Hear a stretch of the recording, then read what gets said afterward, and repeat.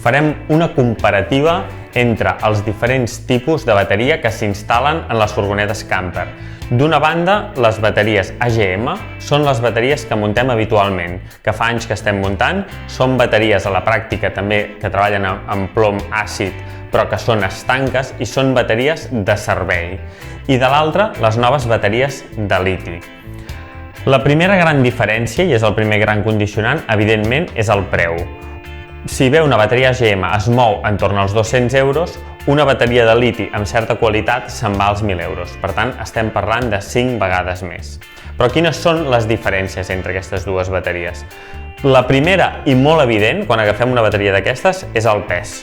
Una bateria d'aquestes que tenim aquí pràcticament pesa 27 quilos. Aquí estem parlant d'una bateria amb la mateixa capacitat d'ampers, les dues són de 100 ampers, però això pesa 8 quilos. Per tant, el pes que portarem al vehicle serà molt inferior.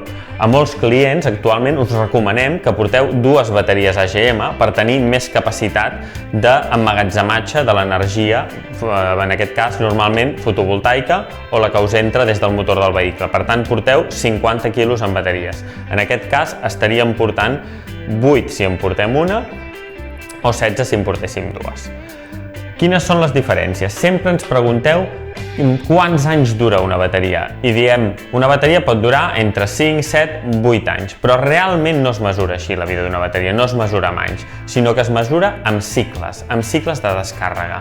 Una bateria té una capacitat de descarregar-se fins un número de vegades. Llavors, aquestes bateries tenen 600 cicles de descàrrega. Un cicle vol dir que si tenim la bateria carregada al 100%, quan arribem entorn al 50% o baixem cap al 50%, hem fet un cicle de descàrrega i després tornem a carregar. Aquests 600 cicles, per exemple, si una persona visqués en la seva furgoneta o en la seva autocaravana i dormís cada dia en el vehicle, per tant, cada vespre, en un moment en el que no està entrant corrent externa d'enlloc, ni del càmping, ni del motor, ni de les plaques fotovoltaiques, i la bateria es va descarregant perquè estem utilitzant tot el sistema elèctric, il·luminació, nevera, allò seria un cicle de descàrrega. Per tant, una persona que visqui en el vehicle, al cap de 2 anys, hauria acabat amb els 600 cicles. En canvi, un usuari normal acostumem a fer una mitjana de dormir en el vehicle entre 60 i 70 nits a l'any. Aquestes nits normalment és les vacances que fem a l'estiu més els caps de setmana i Setmana Santa que puguem fer durant l'any. Això el que fa, utilitzar aquests 60 cicles anuals, que la vida de la bateria es pugui allargar fins a 8 o 10 anys si n'hem fet un bon ús. Amb una bateria de liti, els cicles s'allarguen per sobre dels 2.000. Per tant, la vida de la bateria és molt més llarga. És 4 vegades, entre 2.000 i 2.500, la d'una bateria AGM. Per tant, tot i que és 5 vegades més cara, també té 4 vegades més de cicles. Quina és l'altra gran diferència? Les bateries AGM llegim sempre el seu estat a partir del voltatge. És a dir, quan la tenim totalment carregada diem que la tenim a 13 volts. A mesura que l'anem descarregant, la trobarem a 12,5, 12, 11. Quan la bateria està al 50%, estem entorn als 11, 10,5. I a partir d'aquí, molts aparells se'ns desconnecten. Per tant, realment utilitzem les bateries AGM fins al 50% de la seva capacitat. Tot i que tinguin 100 ampers, podem utilitzar fins entre 40 i 50 ampers. A partir d'aquest moment, la bateria està massa descarregada per utilitzar molts dels aparells que portem al vehicle. I només ens serviria per il·luminar el vehicle o, per exemple, per engegar la bomba d'aigua. Això no passa en una bateria de liti, perquè la bateria de liti té una capacitat de descàrrega mantenint el voltatge del 92%. Això implica que podem descarregar tota la bateria fins que estem al 8%, però sempre estarem a 12,8 en el cas d'aquestes bateries. Per tant, sempre veurem el voltatge alt. Això farà que els lectors habituals que portem en els vehicles que llegeixen voltatge no siguin vàlids.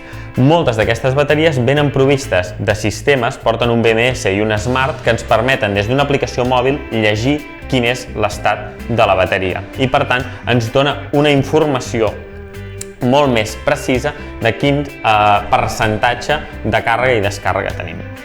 Això el que fa és que a la pràctica la bateria AGM us recomanem molts cops de tenir-ne dues per poder tenir el mateix que estem tenint amb una bateria de liti de 100 ampers.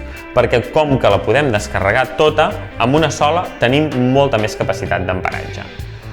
Per això, els clients que s'enfoquen cap a la bateria de liti estan buscant dos elements. D'una banda, incrementar la vida de les bateries, per tant tenir un producte que, tot i ser més car, durarà més anys, mantenir l'electricitat molt més estable i, per tant, tenir durant més hores unes càrregues iguals i tenir la possibilitat de connectar aparells electrònics tipus inversor que ens permetin generar electricitat a 230 a través d'aquests inversors conversors i fer-ho d'una forma més estable.